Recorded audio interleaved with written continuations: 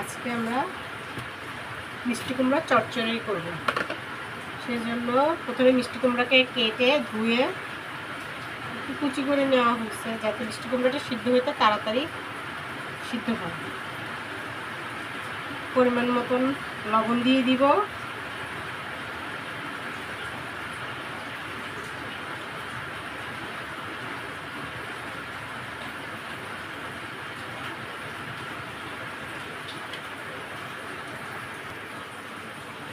এরপরে আমরা হাফ চামচ হলুদের গুঁড়ো দিয়ে দেব।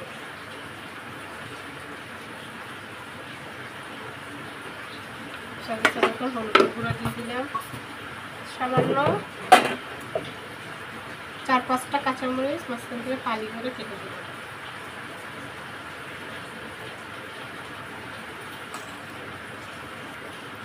এরপরে মিষ্টি কুমড়াটা সিদ্ধ হওয়ার জন্য পরিমাণ মতন পানি দিয়ে দেব। হবে পরিমাণ মতো বলতে একটা মগের 1 মগ পানি দিলেই হবে। এবার এটা আমি বসাই দিব। পরে গ্যাসটা অন করে দিলাম, একটু নেড়ে দিয়ে এটাকে ঢাকনা দিয়ে সিদ্ধ হয়ে আসা পর্যন্ত রান্না করতে হবে। গ্যাসের চুলাটা অবশ্যই মিডিয়াম হিটে নিতে রাখতে হবে। এটা সিদ্ধ হওয়ার পর তারপর এটাকে ঘুটে নিব।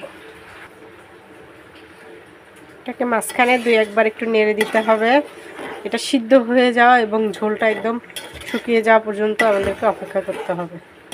এজন্য চুলার গ্যাসটা যখন এই রেঞ্জে চলে আসবে তখন গ্যাসের এটা হাই হিটে একদম ফুল হিটে দিয়ে দিতে হবে। গ্যাসের ভলিউমটা হাই হিটে দিয়ে এটা ঢাকনা দিয়ে ঢেকে দিব। পুরোপুরি সিদ্ধ হয়ে যাবে এবং শুকিয়ে যাওয়া পর্যন্ত অপেক্ষা করতে হবে। এটাতে যখন এরকম পানি হালকা হালকা থাকবে তখন এটাকে একটা ঘুটনির সাহায্যে ঘুটে নিতে হবে। এটাকে আর ঘুটনির সাহায্যে ঘুটার প্রয়োজন হয় নাই। আমি এটা জাস্ট সামান্য খুন্তি দিয়ে এরকম নাড়া দিছি, যেহেতু এটা প্রপারলি সিদ্ধ হয়ে গেছে। সেজন্য এটা খুন্তি দিয়ে নাড়া দেওয়ার পর এগুলো একদমই সিদ্ধ হয়ে গেছে এবং ভর্তার মতন যেটা বলা যায়, মানে চচ্চড়ির জন্য পারফেক্ট রেঞ্জে চলে আসছে। এবার এটাকে বাগার দিয়ে নিতে হবে। এটাকে ফোড়ন যেটা বলে, আমাদের বরিশালের ভাষায় এটাকে বাগার বলে। এটাকে ফোড়ন দিয়ে নিতে হবে। মিষ্টি কুমড়োর চচ্চড়িটাকে ফোড়ন দেওয়ার জন্য আমরা অন্য একটা কড়াইতে পরিমাণ মতন তেল এবং পেঁয়াজ এবং রসুনের পরিমাণটা একটু বেশি দেওয়ার চেষ্টা করবেন, তাহলে এটার স্বাদ অন্যরকম হবে। এটাকে আমরা এখন ফোড়ন দেওয়ার জন্য পেঁয়াজ এবং রসুনটাকে ভালো করে একদম লাল লাল করে হালকা হালকা পোড়া বা ব্রেস্তা না, এটা জাস্ট লাল লাল করে নিলেই হবে। এটাকে আরেকটু ডেলিশিয়াস এবং সুস্বাদু ফ্লেভার আনার জন্য আমার গাছের বাতাসা মরিচ বলতে পারেন অনেকে, আবার বরিশালের ভাষায় এটাকে বোম্বাই মরিচও বলা হয়। এটা হাফ দিয়ে দিব, যেহেতু এটা অনেক স্পাইসি। সেজন্য হাজব্যান্ডের ডিমান্ড বলে কথা, সে অনেক দিন পর মিষ্টি কুমড়ার চচ্চড়ি খেতে চাইলে, সেজন্য কাঁচা মিষ্টি কুমড়া নিয়ে আসছে।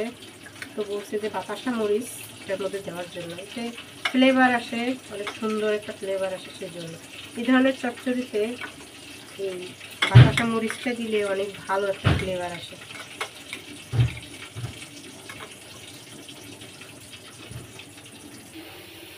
পেঁয়াজ রসুনটা এরকম যখন একদম ডিপ বাদামি কালার হয়ে যাবে তখন আমরা মিষ্টি কুমড়াটা ঢেলে দিব। মিষ্টি কুমড়াটা ঢেলে দেওয়ার পর এটাকে ভালো করে নেড়ে ফোড়নের সাথে মিশিয়ে নিব।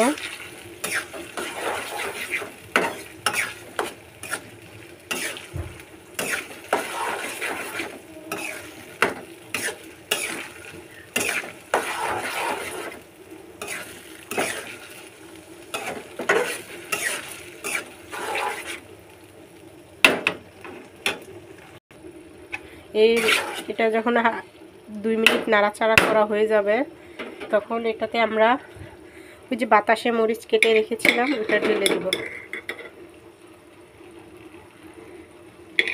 এটা আসলে মূলত ঝালও হবে, ফ্লেভারও হবে। সেজন্য আমি প্রথমেই কাঁচামরিচের পরিমাণটা কমিয়ে দিয়েছিলাম।